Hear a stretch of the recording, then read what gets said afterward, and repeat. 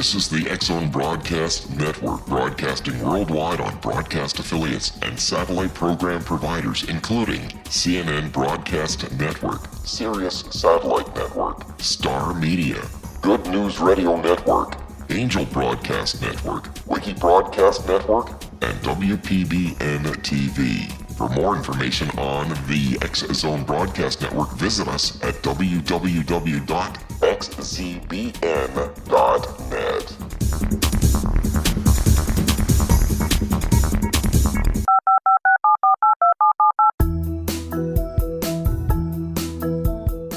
Did you know that when you're on the road with limited data or Wi-Fi, you can still listen to the X-Zone Radio Show with Rob McConnell, The Science of Magic with Gwilda Wiyaka, X-1, Dimension X, Space Patrol, and every minute of the X-Zone Broadcast Network by calling 213-401-0080, courtesy of Audio Now. No smartphone, app, or internet needed. It saves your data plan and it's free if you have unlimited minutes.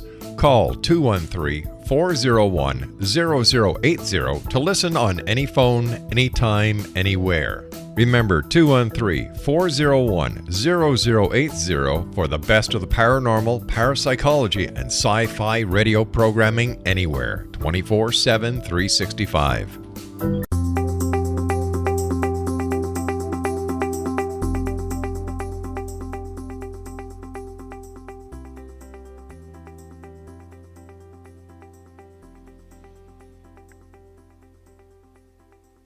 Welcome back to the Ask Dr. Gibbs show.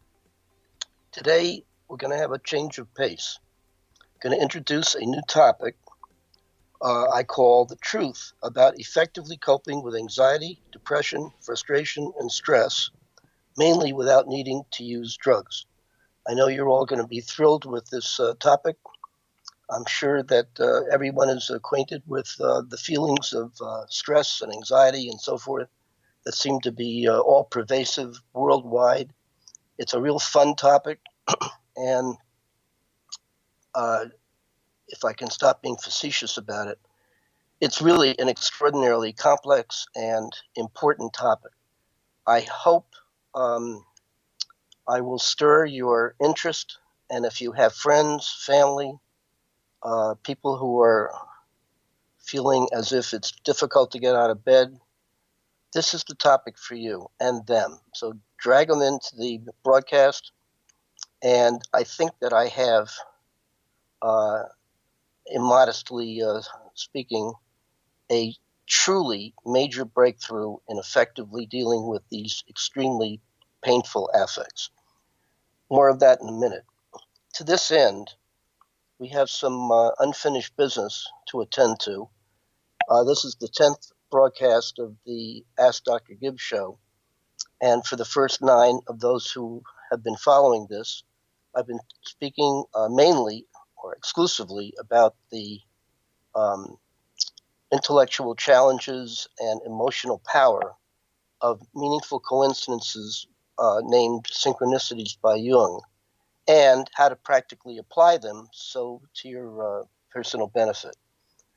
I ended the 9th broadcast, thought I would fit in the material, found out that I didn't, and since it's my broadcast, I'm allowed to give myself grace and continue on in this 10th one to fill in the rest of the material, which I think is really critical to your understanding of this important topic.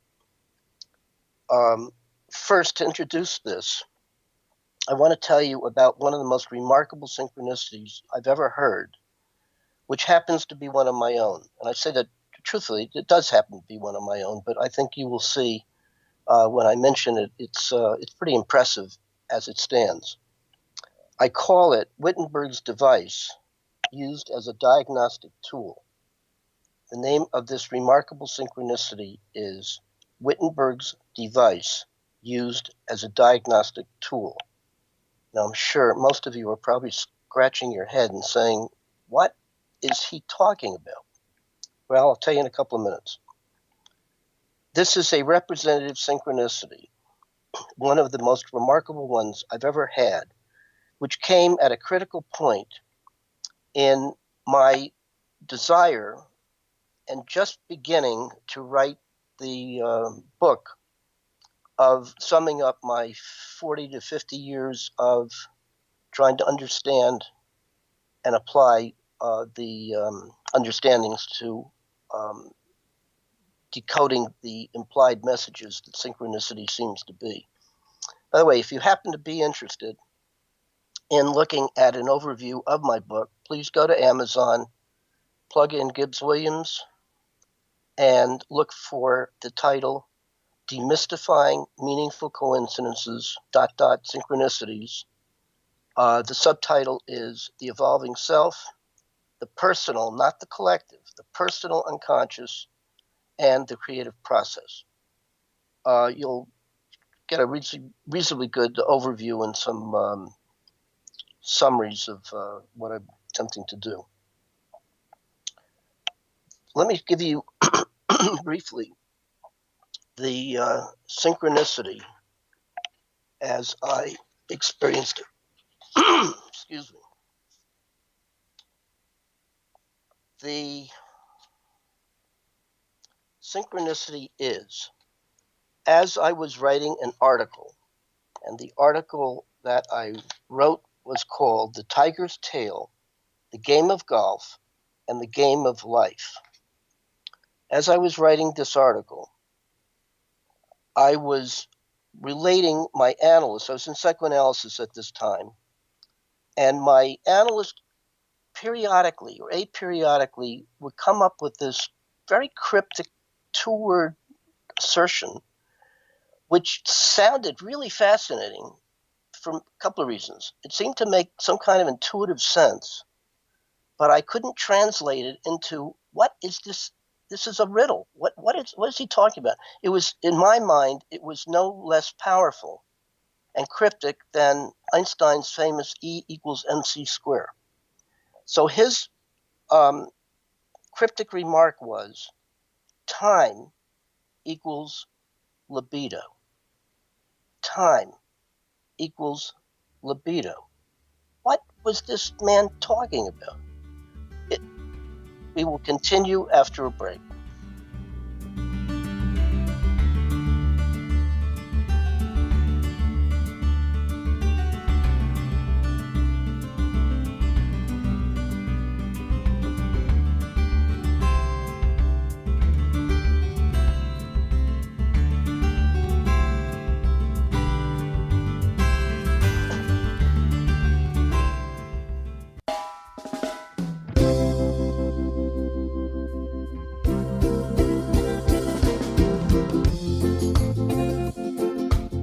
This is Johanna Carroll, host of Dialogue with Divinity on the X-Zone Broadcast Network.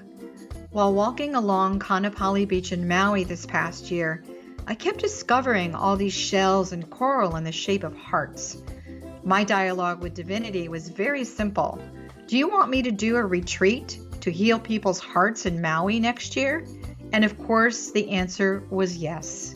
As a master spiritual teacher, I am offering you a neat retreat called Rise, May 8th through the 12th, 2017, and the chance of a lifetime to rest at a 5-star resort for 5 days and experience a spiritual renewal of your heart and soul. Kaanapali is one of the top 5 beaches in the world. This stunning resort has undergone a $40 million renovation. I walked the entire property, checked out the room choices on your behalf, and I must say it is stunning. Our conference room faces the ocean with sliding glass doors. Maui is known as Mother Maui because it is a soft, gentle, healing energy. In the embrace of Mother Maui, you will feel yourself rising from the limitations of an ordinary life to an extraordinary journey of peace, bliss, and harmony. A greater sense of clarity. Our Rise retreat ignites renewal in the sacred elements of air, water, earth, fire, and wind. There's plenty of free time to enjoy all that Maui has to offer. A small deposit is required now to reserve your space, as this retreat, it will sell out. For more details, please go to johannacarroll.com and register today. Aloha, and I'll see you in mystical Maui.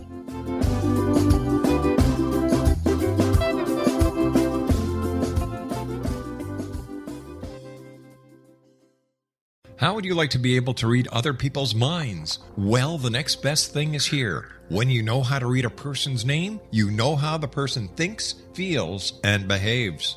Each letter in our name holds a key to unlock our true essence. Our name contains both our gifts and challenges in this lifetime. Mnemology science discovers personality secrets hidden in the placement of the letters of our names, including the first and last impression people remember about us. Sharon shows us how to interpret the arrangement of letters as outlined in her book, Know the Name, Know the Person. Sharon Lynn Wyeth created mnemology science after 18 years of research and testing her theories, and has supported thousands of people around the world in understanding themselves and others better. You'll enjoy Sharon's unique teachings as she shares her system to learn the gifts behind your given birth name. Even if you don't like your birth name, there are jewels in this book. If you're thinking of changing your name, ready to name your child, or wanting to get along better with others, this is the book for you.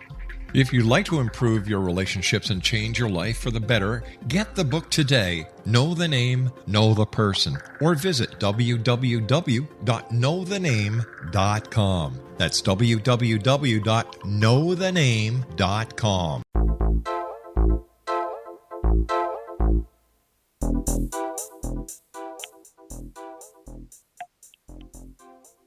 Back to the Ask Dr. Gibbs show. Ended on a note of my psychoanalyst, aperiodically mentioning this very cryptic two-word assertion, time equals libido. It only took me about 8 years further dialoguing with him to begin to get a sense of, oh, now I get it. I would imagine that most of you are probably scratching your head and wondering, what in the world did I get that I thought was so important?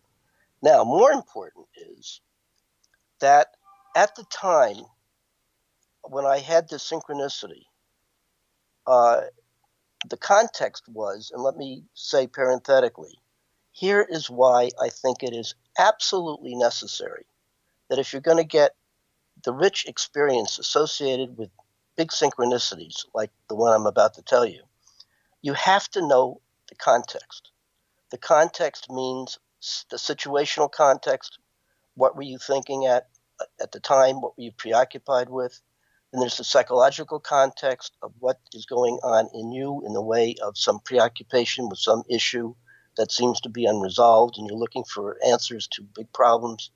And then you have that's the current psychological context.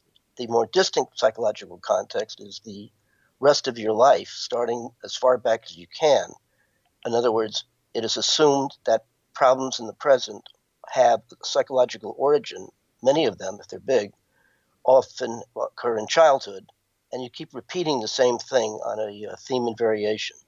The context for this particular synchronicity was that I had very few role models growing up. Among them was Tiger Woods. I used to played a little bit of golf, poorly, but I loved watching him. I might add, my father was a golf enthusiast, and on rare occasions he would take me golfing, which I enjoyed, except watching him blow up if he couldn't make a shot right. However, on balance, it was a few times where I had some kind of pleasant exchange with my father, who ordinarily scared me half to death. In any event, I was preoccupied watching Tiger Woods Saturday after Saturday, year after year. If you're a golf enthusiast like I was, you will know that this guy really and truly is probably the greatest golfer that ever lived. It's hard to imagine anybody being better than him in terms of being consistent and disciplined and hard worker, which he started at age 5 with his father, who was coaching him. It's a remarkable performance. And I wanted to try to understand what is the formula for his success. I guess with the idea of being able to apply some of what he was able to do remarkably to my own self as both a person and as a psychoanalyst. I want to be like Tiger Woods. He's truly a role model. So in that context, I was listening to NPR, and I heard one day the following statement: Wittenberg's device utilized as a diagnostic tool. That was the synchronicity. Now, imagine you're listening to the radio and you hear the same assertion: Wittenberg's device used as a diagnostic tool. I am reasonably positive that not one of you is going to be as amazed as I was. What's he getting so excited about? Well, I did. I got extraordinarily excited. And again, here's why you have to know the context. You will probably not be excited until you hear that the name of my psychoanalyst was Rudolf Wittenberg. So obviously Wittenberg has a strong association for me, both intellectually and emotionally. So my ears perked up. Still stranger, when I started to associate to the meaning of those words, is which became a major synchronicity for me, was the enormous importance of Tiger Woods' father for him, no less the importance of my psychoanalyst as my spiritual father was for me, versus the, at best, mixed, turbulent relationship I had with my own father. Okay, this then leads to interpretation. I might also add that to be defined as a major synchronicity is only dependent on one person, the person who experiences it. For them, it could be life-defining, as this particular synchronicity was for me. And if you broadcast it like I'm doing to the world, it doesn't matter whether anybody on the other end concurs that that's a remarkable synchronicity. It doesn't matter. It only matters to the person who's having it. So I think that's critically important to realize. All right, then the question becomes how to interpret this stuff. And I want to briefly go over the steps in interpretation. It's, from my vantage point, first of all, there are alternative forms. Jung obviously has one. There are many others. I make a plea for open-mindedness. The steps that I'm going to mention are the steps that my theory suggests you best use. My plea for openness is that I hope you understand that there are alternative theories of synchronicity, and that each theory will shape what it is that you're going to interpret and how you're going to interpret. And ultimately, we're after the meat and potatoes of these very important things. And as most of you know who are interested in this subject matter, these things become really critically important. They tend to be messages that are transcendent and come from seemingly some spiritual source, and they're used for the purposes of validation and guidance. How many times have you had the feeling of everything's connected and there's a green light and it's a kind of GPS and you're on the right road and so forth? You know the common associations, many of your own. Well, that's really important. If indeed you are being guided, who are you being guided by, and why are you so special?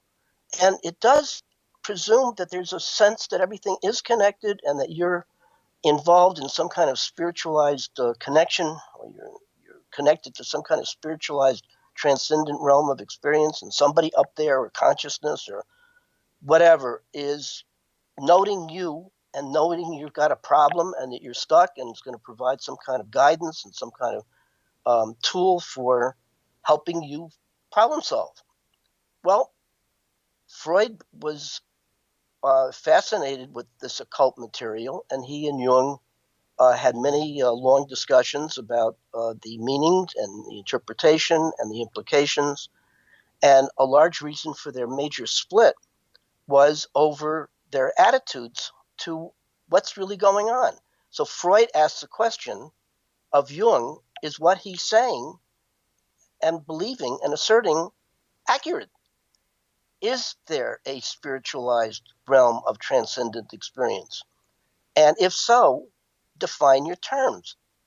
You know, we all talk as if we know exactly what's being discussed. For example, take a moment and try to for yourselves, define the word spirituality.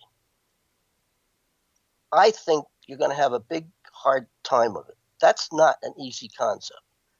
And is spirituality out there, transcendent and beyond interpretation, so that you plug into it and you receive it by intuition and you kind of channel it? Or is it somehow connected with individuals on this earth, and that we have to redefine spirituality, not necessarily as transcendent to us, but part of our actually lived experience? Now, depending upon how you view this thing, you're going to have very important differences with respect to, again, trying to understand the meat and potatoes of a given synchronicity. That's why theory is important. That's why your assumptions about reality is important, and so forth. I guess what I'm trying to say is you can just be impressed with these amazing events and be thrilled with the numinosity that goes along with it, the sense of being in an altered state, which is somewhat mystical and magical and so forth, and just luxuriate in that, which most people do. That's fine. But if you then go on to ask big questions about what's going on here, what's really being, what's happening? If you're being guided, you're being guided by who or what? And again, why you? Why are you so special? And shouldn't this happen to everybody? And so on. And if it isn't that, then there's only one other place to look, which essentially is yourself. My book, which is the result of 50 years of experience and asking big questions like this, what's really going on, and what are the basic assumptions, and how do you make meaning out of this stuff, is my trip, beginning with the feeling that I was being guided. I was a de facto Jungian. And then over the course of many years, particularly when I started to get into psychoanalysis and plugged in critical thinking that was missing from my consciousness, I began to raise questions about Jung's assertion that a rational explanation of these events is basically impossible. So if you agree with him, then I should not have written the book. There was nothing more to say. Well, there's plenty to say. And again, I plead for an open mind. You're going to believe whatever you're going to believe.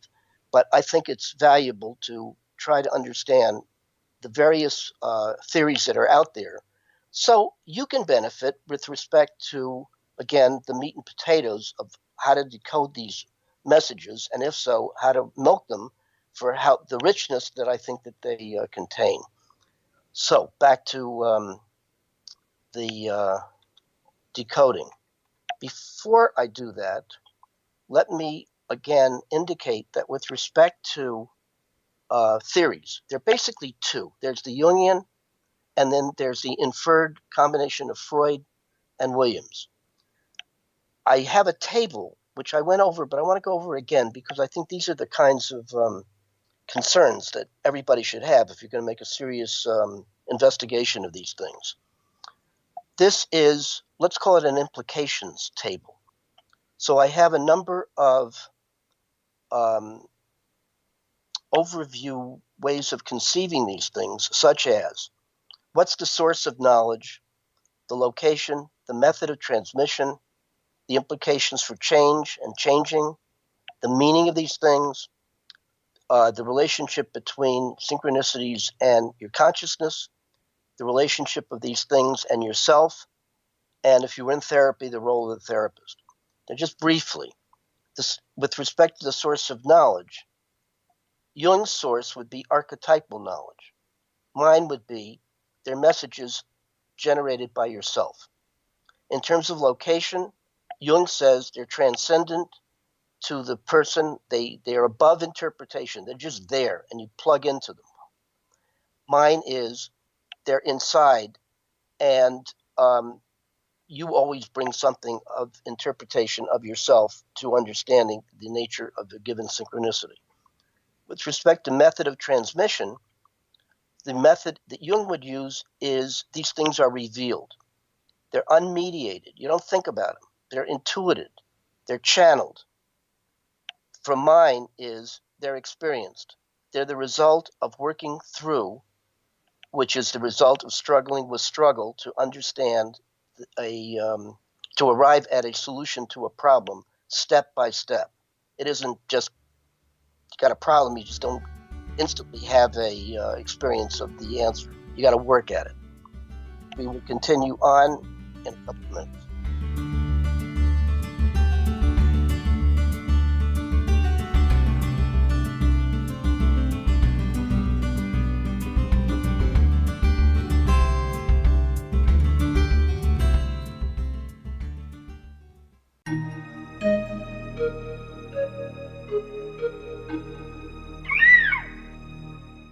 While science pursues fact, magic accesses the quantum level, bridging random facts to form truth.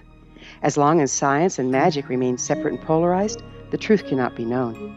I'm Gwilda Wiyaka. Join me on the Science of Magic radio program, dedicated to unification and evolution of consciousness. During each episode, I'll be speaking with experienced and respected scientists and mystics. From astrologers to astronomers, from medical doctors to shaman, the scientific method to dowsing and intuition, we'll weave together information from seemingly divergent practices to promote unity and enlightenment. Join me, Gwilda Wiyaka, and the Science of Magic right here on the Mutual Broadcast Network. For more information, visit www.thescienceofmagic.net. Gibbs A. Williams, Ph.D., is a practicing psychoanalyst, supervisor, researcher, and author in New York City. Much of his life has been dedicated to understanding nature and the uses of meaningful coincidences or synchronicities. His radical and original non-Jungian, non-mystical, non-magical theory of synchronicities illuminates much of the fog surrounding this challenging and perplexing topic. His ideas and manners are fresh, presented in a style that is both entertaining and highly informative. He is also an expert on crisis intervention, specially focused on violence reduction for the police and citizens, mastering anxiety, frustration, and stress without the use of medication, and effectively preventing and treating heroin addiction. Dr. Williams can be contacted at his email address at gwwilliamsny11@aol.com or visit his website at. Wouldn't you love to know the secret to everything? Well then, meet Dr. Kimberly McGeorge and her cutting-edge breakthrough knowledge that combines science with possibility.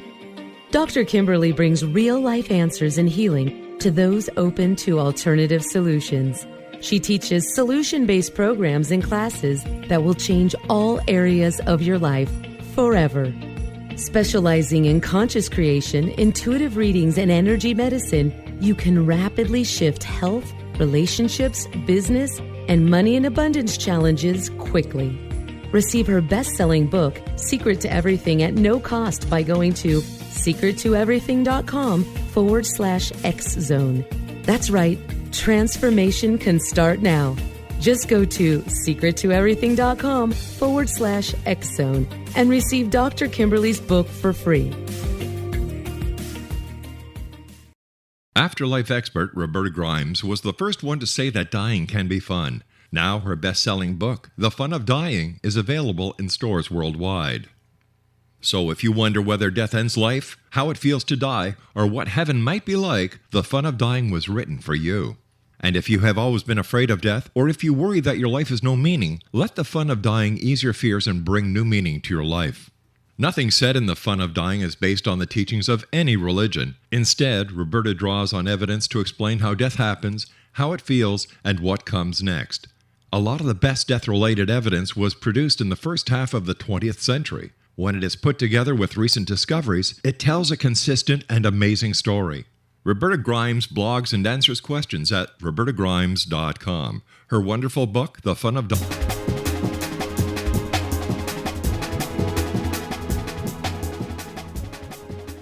Back to the Ask Dr. Gibbs show. Carrying on, another organizing concept is the idea of change. In the Jungian view, it's instant and permanent. In my view, it's the result of struggling with struggle over time. With respect to meaning, Jung would say that you're plugging into a realm of absolute meaning that is transcendent to individual interpretation. Mine is relative to the observer. With respect to consciousness, He thinks that the collective unconscious is the key to unlocking the complexities of a given synchronicity. Mine is a combination of your personal consciousness along with what I call the collective consciousness, not the collective unconscious, but the collective consciousness. With respect to yourself, he believes that there's a preformed self before birth, which upon birth splits up, and your job is to reconcile the splits and get back to a sense of unity. I guess you would call it perfection or a sense of individuation. Mine is that the self is not preformed. It's a dizzy array of feelings and emotions and primary pre-thought processes and so forth, which has to be gradually learned in the context of a trusting, loving relationship. And through that, you begin to also bearing frustration and anxiety, you in effect create your own sense of self-structure. Just a moment, if anybody is in therapy, I believe that the role of the therapist with respect to a Jungian position would be that you and the therapist co-create a synchronicity. Whereas I think this is one of the times where the therapist should really keep their own particular thoughts out of the picture. And in so doing, you encourage the patient to be as creative as possible. All right. The highlights of my theory: that, to cut to the chase, the fertile conditions for synchronicities to arise are when a person experiences an overwhelming problem and no matter what they've tried to resolve or bring to resolution, nothing works. So they feel quintessentially stuck in a major impasse, and it usually takes the form of some issue of identity and or harnessing energy to have some kind of meaningful relationship, possibly personal, with a partner, a search for a wife or husband, a search for a meaningful job, and so forth. Stuck in those two areas. So I call it psychological gridlock. The attitude to the stuckness is most crucial. With many people, they just simply give up. They don't care. They act randomly. They react to experience. That is contrasted with an attitude of persisting to struggle with the hope that even though a problem seems impossible, that you're going to persist in finding a solution. And I believe that this attitude is critical because it turns on what I imagine, what I think, or what I am conjecturing is everybody's idiosyncratic creative process. I'm not going to go over the details of that process. I've written papers on it. You may want to go to gibbsonline.com, my website. There are a number of papers I've written on this topic, such as towards something to the effect of towards a understanding of a science of synchronicities and so forth, where I detail what I think is the creative process. In any event, once that creative process results in what I refer to as a psychological scavenger hunt, where you're collecting clues from whatever you hear or see or whatever, and you put it into a journal. And these clues act as if they're like pieces of a complex jigsaw puzzle. And when you put them, the pieces that you've collected, into a frame, and they eventually form a recognizable pattern, that recognizable pattern is going to be in the form of a synchronicity, which is, in fact, a marker of your impossible to solve problem resolved. And since it's like a dream, it's still further, you need to be able to decode it. And I think if you treat it like a live dream or a waking dream, that's the key to unlocking the kernel of the benefit of the hidden message. The back to interpretation. It's really pretty simple from my vantage point. We know that all synchronicities differ, but they all have a common structure.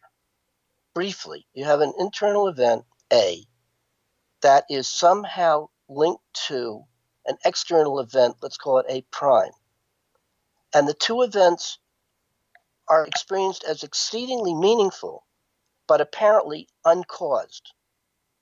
And another requirement to be a synchronicity is that the two events which are equivalent in meaning also happen in time. If they're not simultaneously occurring, they're close enough in time where you scratch your head and this is where probability theory comes into the picture. So, the usual thing is you had a girlfriend 35 years ago and you're thinking about her somehow or other. Phone rings, guess who's on the other end of the telephone? And you say, that's remarkable. Isn't that amazing? And the probability of that is, pretty low. So you think there's something that must be afoot here that is remarkable, and then it stirs your curiosity, and then you either bathe in the remarkableness of it, and or it challenges you to start asking big questions about what's really going on. And then if you do like me and obsessed with this kind of thing, over 45 years you invent your own theory. Steps. Since each steps of interpretation, since each synchronicity has a common structure, you want to first be able to identify the internal event that's connected with some external event that's very meaningful. So back to my Tiger Woods thing. The inner event was my experience of the inner event was my perplexity in trying to come to terms with how I make myself into a disciplined person and be like Tiger Woods. What's his secret of success? Via my experience of being in psychoanalysis, which I entered trying to do exactly the same thing. I wanted to have the good life, and I wanted to know who I was and how to harness my energies to do my thing, whatever that was, and so forth. So the name Wittenberg is obviously exceedingly important. I'm with my analyst Wittenberg, and over the NPR comes the name Wittenberg in a very specific, concrete way. That Wittenberg is used as a diagnostic tool. All right, what is that all about? Well, the main reason why I was in therapy was to have somebody who understood me more than I could understand myself and help me to gain important self-knowledge to be able to be put to having a meaningful life. So that was really very important. The diagnostic tool part was associated essentially with that cryptic phrase of his, time equals libido. To cut to the chase without getting a huge big interpretation, which you can see in my book if you wish to follow it, I began to really carefully look at what's the meaning of time and its importance to me, and what's libido. Libido essentially is life force. Time, I would have thought initially, was linear time, clock time. It was interesting when I first went into analysis, I never wore a watch, and I didn't like to wear a watch because I felt limited by linear time. I wanted to feel free, as if I were a child and had no restrictions in terms of discipline and time. And that became a major battle. I discovered in the quest of self-knowledge that I was really battling a wish to be a little boy starting over again versus wanting to be a man who could be in the world and practical, and you have to be able to be limited by time and so forth. I wanted both, and it seemed like it was mutually exclusive. I was either in one or the other. I learned you can have both, but you have to be able to be conscious of which is which and make conscious choices. The idea of time equals libido implies there is no time. If time be thought of as clock time is just a simple convenience for all of us to be able to know that at a certain time, if you want to hear this broadcast, you got to know the time and be able to tune in and listen to the broadcast. We do that as a convenient way of organizing experience, so we're not pell-mell and just reactive. But if there really is no time, time is really timeless. There just is an ongoing presence. then what about libido? Well, if you eliminate clock time, then and you have just libido remaining, then you just have life force. And the critical part about that is that you determine, the individual determines what to do with the libido that you have, and that means making choices. So we fill up empty space with the choices that we make on a daily basis, on an hourly basis, a minute-to-minute basis. We choose to act or react to whatever it is that we choose to act or react to, and that's life.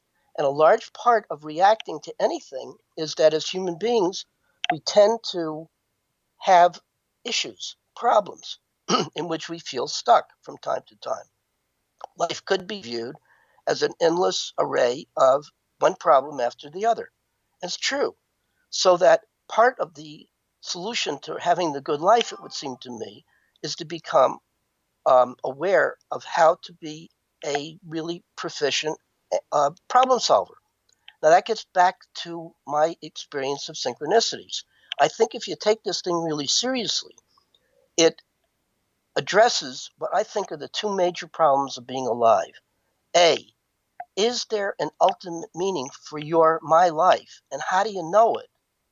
And I think there are essentially two pathways. Either you're predestined to, there's already an ultimate meaning, which Jung would say, and you got to go reconnect with it. And that's his idea of plugging in the spiritual part of being alive, to fill in or to become aware of your ultimate meaning. Versus, there is no ultimate meaning. You got to figure it out for yourself. It's up to you. It means or doesn't mean whatever you bring to it. And then the second issue connected with, I think, the major benefits of getting immersed in understanding your own synchronicities and others is that it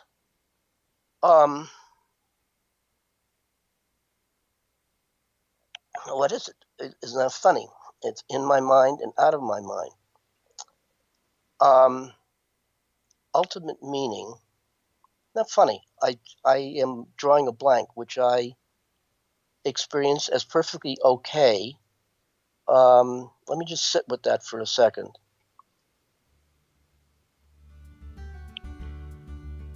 We'll take a break. We'll be back in a moment.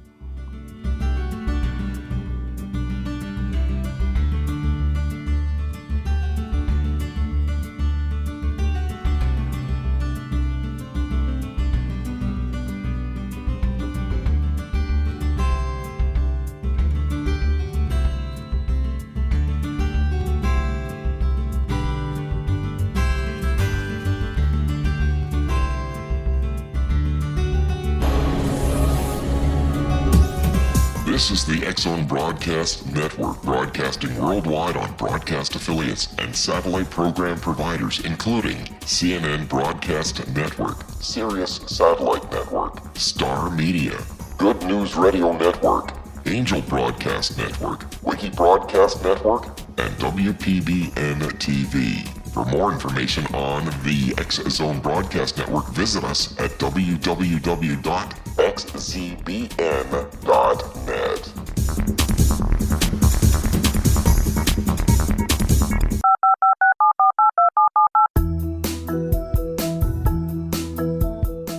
Did you know that when you're on the road with limited data or Wi-Fi, you can still listen to the X-Zone Radio Show with Rob McConnell, The Science of Magic with Gwilda Wiyaka, X-1, Dimension X, Space Patrol, and every minute of the X-Zone Broadcast Network by calling 213-401-0080, courtesy of Audio Now. No smartphone, app, or internet needed. It saves your data plan and it's free if you have unlimited minutes. Call 213-401-0080 to listen on any phone, anytime, anywhere. Remember 213-401-0080 for the best of the paranormal, parapsychology, and sci-fi radio programming anywhere, 24/7, 365.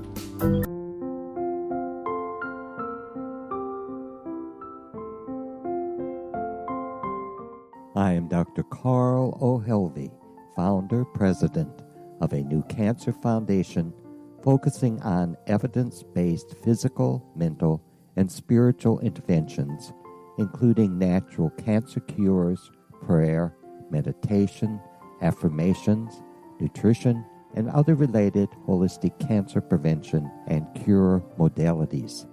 These are used in cancer education, research, and financing care.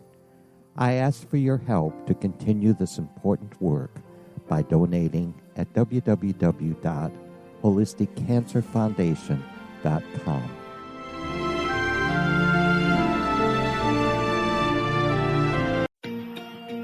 Wouldn't you love to know the secret to everything?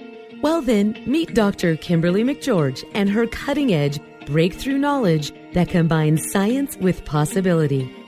Dr. Kimberly brings real-life answers and healing to those open to alternative solutions. She teaches solution-based programs and classes that will change all areas of your life forever.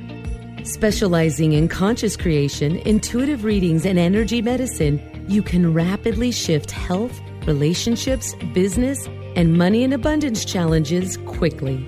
Receive her best-selling book, Secret to Everything, at no cost by going to secrettoeverything.com/X-Zone.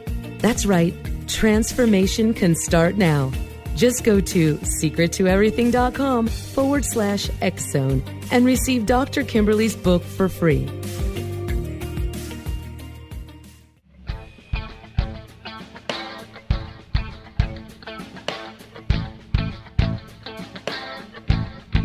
What happened in Benghazi is revealed by Nicholas Genix, author of Obama, Islam, and Benghazi. He informs the American people that President Obama deceived them by advocating a strong foreign policy prior to the 2012 presidential election, and Hillary Clinton supported this deception.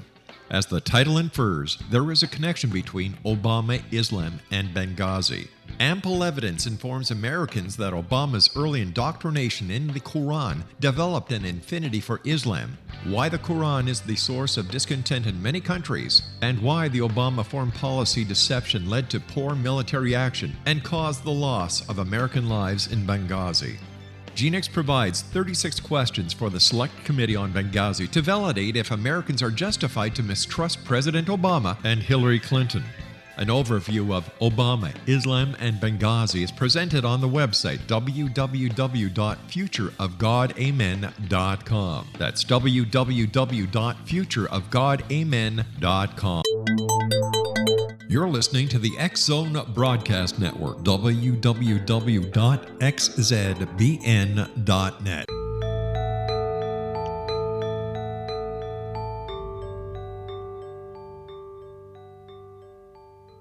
I was able to recover my thought. And the second major question, perhaps the most major question of all, is who is your final authority? And I think the two pathways are either your final authority is some projection of yours onto somebody other than yourself as your final authority. So it could be God, master teachers, dead people who send you messages, the unus mundus, Jung's concept of absolute knowledge, archetypal consciousness, and so forth. Or you're only left with you, that you are your own final authority. And obviously, from my vantage point, whether you like it or not, you're stuck with it. Now, that has critical implications for being alive. It means we all know how life ends. We die. We know we're alive.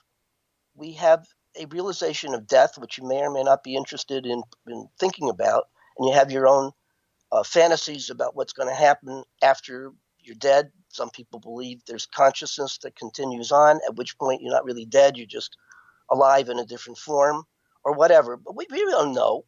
So that from that vantage point, we are all equal participants in this mystery of being alive and to some extent being conscious, some of us.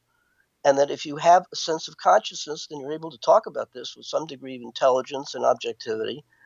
And then in trying to understand, well, what's the meaningful life? I've already indicated that part of it, I think, is how to become a proficient problem solver, because that's a lot of what life is all about. That directly gets back into my theories of synchronicities, because if nothing else, I believe these things start out in the context of being, involved in a major psychological impasse in which you have a big problem and you want to solve it. So that if you take responsibility for being your own final authority, then you're going to be forced to try to have some idea of what makes you tick. So this gets back into a pursuit of self-knowledge. I hope you begin to see where I'm coming from. That this is, a sort of magical, mystical excitement of having these, grand experiences. That's fine. But what really lights me up, beside all that, and I like that feeling, is the implications of a pathway to possibly learning what makes me and other people tick, so that you can begin to have some sense of how you individually deal with this mystery we call life. So I think it's a really big deal and exciting. And as I said before, just as you think you've got your hands around the whole thing, it seems to elude me, and there's always some new wrinkle and so on. My conclusion to what I wrote in my book is, with respect to these two paths of either predestination or you create your own path, there's a very nice poem by Ralph Waldo Emerson in which he says, "Do not follow where the path may lead. Go instead where there is no path and leave a trail." Depending upon your particular theory of synchronicity, you're either going to follow some pathway that's already there, or you're going to make your own. Your choice. You'll do what you want to do. I just wanted to be able to present alternative pathways. On to the next topic, of which we're going to run out of time very shortly, but I want to introduce it, which is coping, effective coping, or the truth about coping with such negative feelings as anxiety, depression, stress, and frustration, often without the use of medication. And there's a nice segue from the synchronicity topic to this topic, meaning that when you find yourself stuck, you got a major impasse. I've said that if you can persist and press on, then you're going to stimulate what I think is your own creative process, with the hope of eventually having resolutions, often in the form of synchronicities. Well, that's a nice idea, but for many people, when they're stuck, their attitude to stuckness is more stuckness. Why? Because, as Kierkegaard says, to venture is to cause anxiety, and anxiety hurts. And most people's experiences of anxiety, along with other so-called negative affects, such as depression and stress, and not knowing and feeling weak, and there's a whole, array of these feelings, which most people hate, and they sort of succumb. It's as if they're meeting bullies on the road, and instead of, challenge them, they feel defeated and overwhelmed, and then they're in a psychological hole. They're in the mud, and what they try to do often is to take a shovel and dig themselves out. But the truth of it is, when they start to dig mud, you just get deeper and deeper and deeper. Many patients become patients in therapy because they find themselves absolutely overwhelmed by these feelings of stress and anxiety and depression and so forth. And they come in seeking some kind of tools, or at least understanding, as to how to get themselves out of feeling entrapped and out of the mud. This is what is going to preoccupy us for the next few weeks. I think it's an extraordinarily important topic. I urge, once again, if you have friends, I mean, who doesn't have these kind of experiences? It's all over the place. And I think I truly have a breakthrough attitude or method to help you deal with these things, in which, let me say, if you listen to TV on a regular basis, you're going to see that there's an avalanche of drug ads that make it appear that anxiety, depression, tension, and so forth are pathological symptoms caused by a chemical imbalance, and they urge you to call your doctor and to have him prescribe the pill of the week, and you'll be fine. And in my research, of this topic over some time, personally and professionally, I find this attitude of the drug companies absolutely reprehensible. If they want to find medical costs go down rapidly, you listen carefully to my solution, and I will guarantee that in probably a month's time, and it was a bold assertion, but it's really true. It has worked with both me and many of the patients that I treat in psychoanalysis, that if you go along with my point of view, you're going to discover that these symptoms are not pathological. They are normal reactions to life limitations, every one of them. So you need to learn how to cope. And learning how to cope is not all that complicated. And I will go into that in some detail and offer you some concrete ways of doing this. The other basic approach to coping with these things is through a bunch of exercises, like meditation and so forth, and they're all good. They work. But the trouble is they tend to have temporary gains. And once again, benefits tend to wear off. And once again, I will provide a way of dealing with these things that is really pretty radical, but works. Essentially, instead of circling symptoms, my approach is identifying the underlying causes of these things. And once you can do that, then you can put your interest, your libido, your full measure of trying to understand these things like a laser beam, and you'll be able to, once there's an identification of a major problem, then the solution is fix the problem. The issue is to try to understand the major problem underlying these, what I believe are normal feelings. Characteristic attitudes to these feelings in subsequent shows will be examined. Additionally, powerful organizing theories and principles and concepts will be offered in the service of providing a drug-free alternative for effectively coping with these natural and inevitable painful experiences. What I would like you to do is to, if you're stimulated by this, write out your experience of these things. You've all had them. I'm particularly interested in your attitude towards them and methods which you have used or tried to use to cope with them. Some have used drugs, some use relaxation exercises, meditation, and so forth. If you'll write them out, send them to me. I will mention some of them in subsequent radio programs. And I'm sure if you're going to respond to me, you're going to pick up on the fact that probably none of these things last, and you need something else. If you will also include what do you think is missing? What do you need to be able to effectively cope with these things? What would effective coping mean? Kierkegaard, who I value, wrote in a very important book, probably the beginning of research on the truth about anxiety, said, "To venture is to cause anxiety. Not to venture is not to have control of yourself." Now, that is really important, because what he is saying is, like at the impasse, the key to this, to successful coping, is to be able to have a good positive attitude towards being stuck.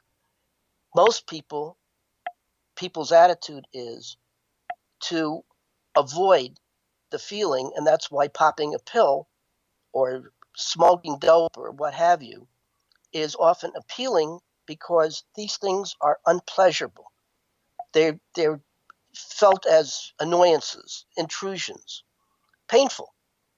And most people are pro-pleasure, and they're tried to avoid pain, understandably. But to cut to the chase, I have found that the key to success is to stand up and face the pain and learn how to tolerate it. And in so doing, it leads to an experience of creating a cohesive self-structure, which is able to learn how to bear increasing dosages of these painful affect. We will go into that in some detail as we progress on. But seriously, I hope that this will stimulate you to not turn the radio off, but to try to gain knowledge of yourself, which without using drugs to master these painful affects. But a pleasure. I hope to speak with you all next time.